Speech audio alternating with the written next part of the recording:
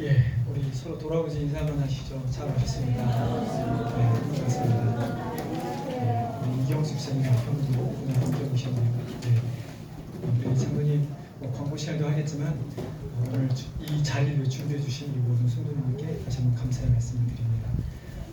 우리 오늘 함께 나눌 말씀은 창세기 말씀과 로마서 말씀인데요. 여러분 주보에 넣어드린 단지를 보시면서 함께 읽도록 하겠습니다.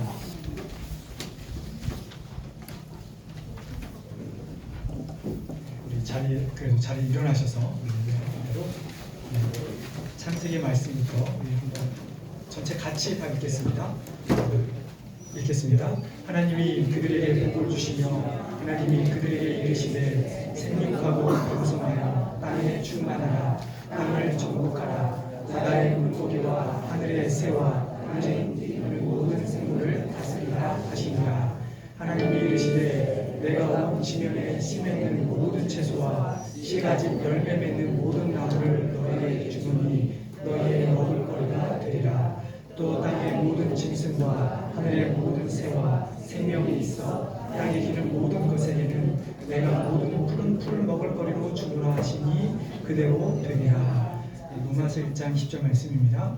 창세로부터 그의 보이지 아니하는 것들 곧 그의 영원하신 능력과 신성이 그가 만드신 만물에 보여 알려졌나니 그러므로 그들이 회개하지 못할지니라. 아멘. 자리에 앉아주시기 바랍니다. 제가 한번 더 기도하겠습니다. 하나님, 이 시간 우리 하나님의 말씀을 듣기를 원합니다. 부족한 종을 세우셔서 말씀을 전하게 하셨으나 하나님 말씀을 전하오니 하나님 우리 성도들 마음 가운데 하나님 말씀으로 받아들이게 하여 주시고 또 이 말씀을 깨달아서 우리가 이 땅에서 하나님이 우리에게 베풀어 주신 놀라운 은혜를 깨닫고 살아가는 주의 백성들 되게 하여 주시옵소서. 감사하며 예수님의 이름으로 기도드리옵나이다. 네, 저희가 1년에 한 번 있는 야외 예배 시간이 돌아왔습니다. 네, 이렇게 뭐랄까 그냥 자연에서 나와서 자연을 보는 것하고 이렇게 자연에 나와서 예배를 드리는 것은 많이 세상 느낌이 다른 것 같아요. 하나님께서 좀 더 뭔가 더 이렇게 하나님의 뜻을 생각하고 바라보는 그런 시간이 되는 것 같은데요. 마무리 소생하는 봄을 지나서 이제 녹음이 가장 짙어지는 여름에 이제 계절이 왔습니다. 하지만 요즘 좀 안타깝죠. 비가 많이 오지 않아서 저희 교회 앞에 잔디도 너무 노랗게 됐어요. 비가 안 오는 바람에.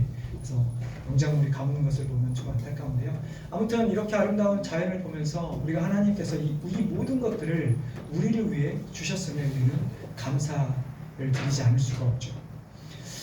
여러분들은 하나님께서 우리에게 주신 자연 만물을 바라보면서 어떤 생각을 하십니까? 그냥 평소에 살아가면서 산책하시는 분도 많이 계실 텐데요. 여러분 어떤 생각을 하십니까? 저도 휴가 때마다 가족들과 함께 주로 산으로 저희는 캠핑을 갑니다. 미국에 1, 2년 혹은 잠깐 왔다 가시는 분들에게 저뿐만 아니라 많은 사람들이 어떻게 권하냐면 도시로 여행을 가기보다는 국립공원, 내셔널파크 이런 데를 많이 가라고 이야기를 하죠. 한국도 산이나 강이나 바다 너무 좋지만 미국하고는 조금 다른 것 같아요. 스케일이 훨씬 크고 뭔가 장엄한 그런 느낌이 나는 곳이 미국의 자연인데요. 미국에는 423개의 내셔널파크로 지정되어 있어요. 사이트로 지정되어 있는데 그 중에서 63개만이 내셔널파크라고 하는 이름을 불리우고 있습니다. 저도 제가 이 세상을 떠나기 전에 63개 내셔널파크 한 번쯤 다 가보고 싶은데 가능할지 모르겠습니다. 워낙 땅덩이도 크고 운전시 가기는 어렵다 보니까 좀 어려울 것 같지만 혹시 성도님 중에 아직 한 번도 어디 한 군데도 가보지 않은 분이 계시다면 한 번쯤은 가보시기를 권해드립니다. 여러분 이렇게 아름다운 자연을 바라보면서 여러분 생각해 보신 적이 있으십니까? 왜 하나님은 이러한 자연만물을 만드셨을까? 왜 하나님께서 이 모든 것을 만드시고 이 모든 것들을 우리에게 주셨을까?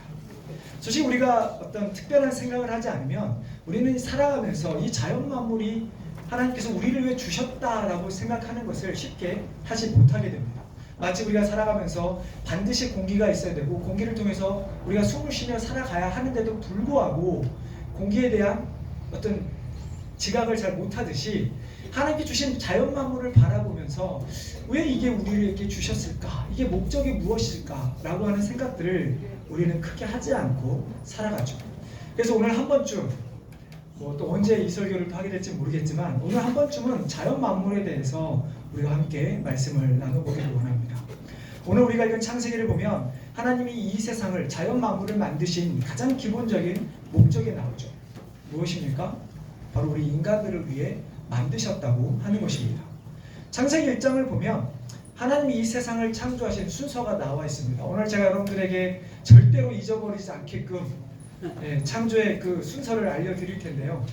첫날부터 셋째 날까지는 이 세상에 존재하는 많은 작은 것들이 존재할 큰 틀을 만드셨고, 그리고 넷째 날부터 여섯째까지는 첫째 날부터 셋째 날에 만들어진 큰 틀에 맞게끔 하나님이 이 세상을 창조하셨습니다. 첫날은 뭘 만드셨죠?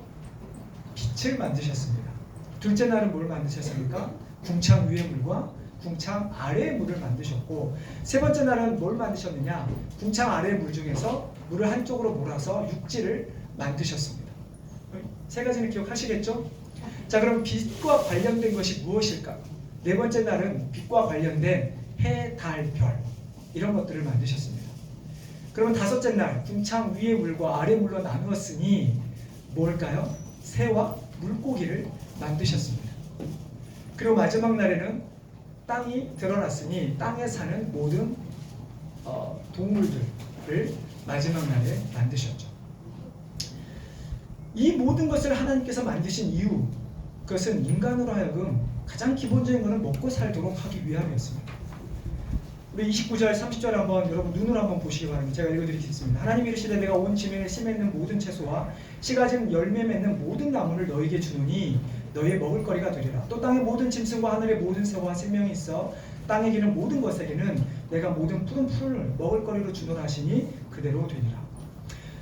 하나님께서 우리 인간이 먹고 살도록, 우리가 아무것도 하지 않아도 우리가 먹고 살 수 있는 그런 기본적인 모든 환경들을 우리에게 허락하셨다는 이야기죠. 하지만 하나님은 단순히 우리 인간들이 먹고 살기만 하기 위해서 이 세상을 창조하신 것은 결코 아닙니다. 우리가 그 29절, 33절 앞에 있는 28절을 보면 하나님께서 우리 인간에게 살 수 있는 먹을거리, 환경을 주노라 하시기 전에 우리에게 명령하신 말씀이 있습니다. 우리 28절 말씀 한번 같이 읽어보도록 하겠습니다. 28절입니다. 자, 시작. 하나님이 그들에게 이르시되 생육하고 번성하여 땅을 충만하라. 땅을 정복하라. 바다의 물고기와 하늘의 새와 땅에 움직이는 모든 생물을 다스리라 하시니라. 하나님께서 이 세상을 우리에게 주셨을 때 우리 인간을 생계의 수단으로만 주신 것이 아니라 원래는 이 땅을 정복하고 다스려야 될 대상으로서 우리에게 자연만물을 주셨다는 말씀입니다. 그러면 뭐 생육하고 번성하고 땅에 충만하라, 혹은 땅을 정복하고 모든 세상을 생명을 다스리라 라고 하는 이 말은 무엇일까? 뭐 1차적인 의미는 말 그대로 우리가 이 땅에서 번성하는 것입니다. 뭐 결혼해서 애를 낳고 어찌됐든 우리가 이 땅에서 하나님께서 우리에게 주신 자손의 번영을 누리면서 살아가는 것이 1차적인 목적입니다. 뿐만 아니라 세상도 마찬가지죠. 이 세상을 정복하고 다스리는 것, 마찬가지로 우리가 이 세상은 우리 인간들을 위해 존재하기 때문에 우리가 이 세상을 개발하고 이 세상에서 얻을 것을 얻고 하면서 살아가는 것이죠. 하지만 그렇다고 해서 무분별하게 땅에 있는 모든 것을 착취하고 무제한적으로 착취해서 말살하라는 그런 뜻은 결코 아니죠. 우리가 이 세상을 정복하고 다스리는 것은 하나님께서 이 땅에 창조하신 피조 세계도 역시나 하나님께서 복 주신 존재들이기 때문에 우리가 하나님의 뜻대로 이 세상을 정복하고 다스리는, 즉 하나님의 뜻에 합당하게 다스려야 한다는 의미인 것입니다. 하나님의 뜻에 합당하게 피조세계를 다스려야 한다는 이 말, 결국 어떤 2차적인 의미를 우리에게 알려주고 있는데, 그것은 하나님과의 관계에 대해서 우리에게 알려주고 있는 말씀이기도 합니다. 제가 많이 언급했던 웨스트민스터 소요리 문답 1번 문항, 여러분 무엇입니까? 하나님께서 사람의 제일 되는 목적은 무엇인가? 그러니까 우리 인간이 이 세상에 존재하는 창조하신 목적이 무엇인가 하는 질문입니다.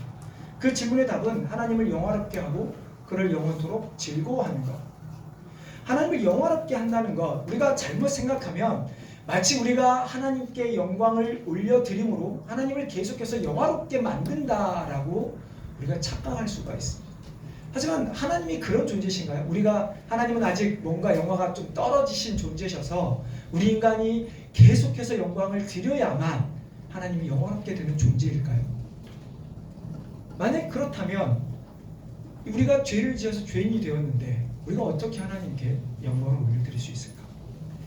하나님을 영화롭게 한다는 것은 결코 그런 의미가 아닙니다. 하나님을 영화롭게 한다는 것은 하나님의 형상으로 창조된 자들이 하나님의 형상을 세상 가운데 나타내는 것, 즉 타락 이전에 하나님의 형상대로 이 세상을 다스리는 것이 하나님의 영광을 세상 가운데 나타내는 것이고, 또 우리가 죄를 지은 이후에 하나님께서 은혜로 구원받은 백성이 하나님께서 베푸신 은혜를 세상에 나타내므로 하나님의 영광을 반사하는 것이 하나님을 영화롭게 하는 것이지, 우리의 노력으로 하나님이 영화롭게 되는 것이 결코 아니라는 이야기죠.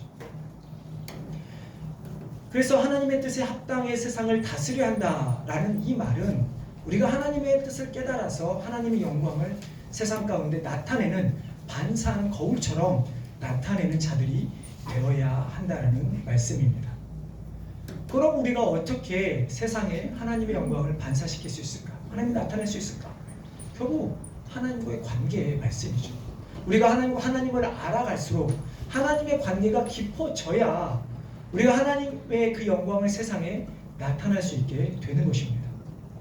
그렇다고 단순히 자연 만물이 인간의 다스림만을 받기만 하는 것일까요?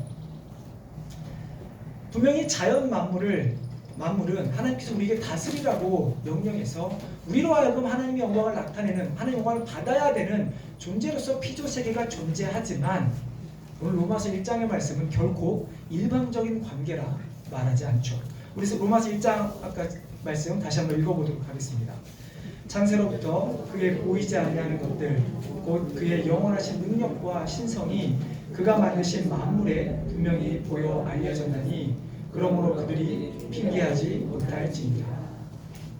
하나님께서 자연 만물을 만드신 목적 중에 하나, 그것은 우리 인간들로 하여금 하나님을 알게 하기 위함인 것이죠. 여러분, 이런 질문들 가장 많이 하시죠. 예수님이 계시지 않았던 시대는 어떻게 구원을 받습니까? 어떻게 그들은 하나님을 알게 됩니까?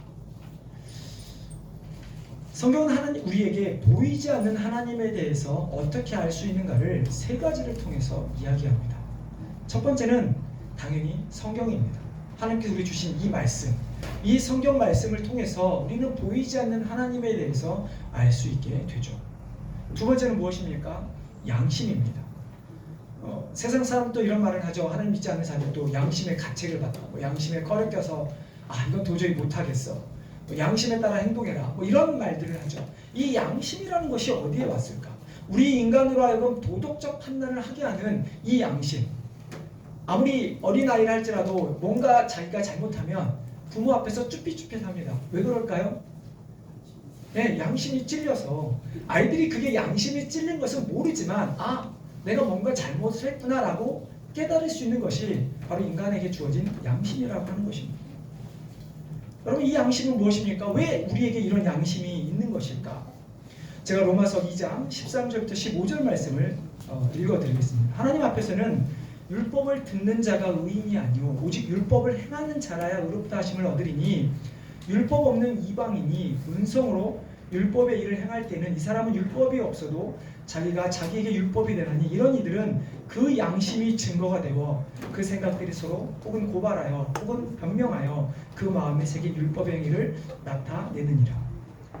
사도 바울이 이야기하는 것은 율법을 모르는 이방인이라 할지라도 그들이 양심에 따라 행하는 것으로 말미암아 그것이 양심이 증거가 되어서 하나님 앞에서 옳고 그름을 판단할 수 있게 된다라는 말씀입니다. 즉, 하나님께서 우리에게 양심을 주셨기 때문에 하나님의 형상 안에 양심이 들어있어서 하나님의 형상을 입은 대로 창조한 모든 사람들은 양심을 가지고 있고, 그 양심에 따라 하나님이 살아계신 옳고 그름에 대해서 우리가 판단할 수가 있게 된다는 이야기죠. 물론 이 양심이라고 하는 것은 우리 인간이 죄를 지은 이후에 더 이상 어떤 세상적으로 도덕적인 판단으로서의 옳고 그름을 판단할 수 있게 되었지만, 더 이상 우리가 하나님 앞에서 얼마만큼의 죄인인가, 우리가 구원이 필요한가에 대해서 느끼게 할 수는 없는 그런 도구가 되어버리고 말았죠. 세 번째로 우리 인간이 하나님을 알 수 있게 되는 것이 무엇입니까?